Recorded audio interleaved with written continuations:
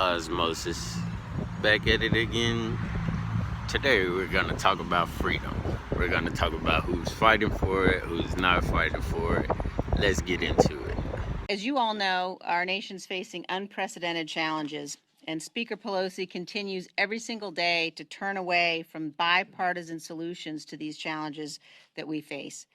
Instead, on every single issue, whether it's police reform, health care, infrastructure, she continues to introduce legislation that she knows will never become law. But these are all areas in which the American people expect us to work together in a bipartisan fashion to come up with solutions. Today, we've got yet one more missed opportunity, the Democrats' transportation bill, which we're going to hear more from Mr. Davis in just a minute. But this legislation is, quote, an application of the principles of the Green New Deal, when it doesn't need to be that, when there is bipartisan room for agreement on it. In the United States, we have a free and open society. We debate policy, we debate these issues. That is the strength of our system.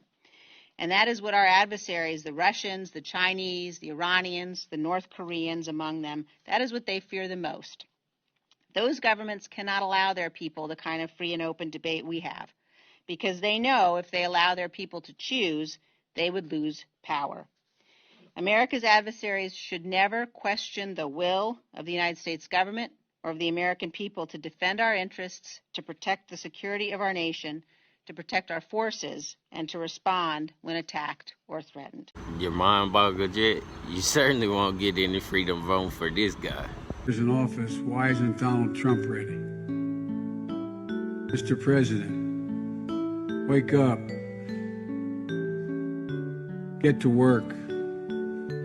There's so much more to be done.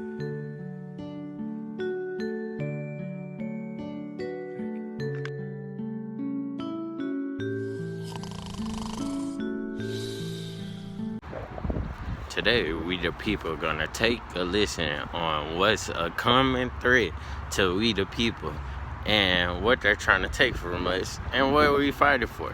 Let's take a listen. There's more work to do for sure. But in the end, General Secretary Xi gets to make the decision about whether he wants to move his nation closer to something that is disconnected from the world in the most fundamental ways. They talk about, when I was in Honolulu, they talk about wanting to be good stewards, international players that comply with multilateral obligations. But when you're violating citizens' most fundamental freedoms, we should look to your actions, not to your words. And so that's what we will continue to do. We'll continue to do all the things that we can. And importantly, we will continue to build out a global coalition that understands the challenge that the Chinese Communist Party threat places on freedom-loving peoples all across the world. This isn't a U.S.-China challenge. This is a challenge that is between freedom and authoritarianism. And so long as we keep that foremost in our minds, I'm confident that the freedom-loving peoples of the world will prevail.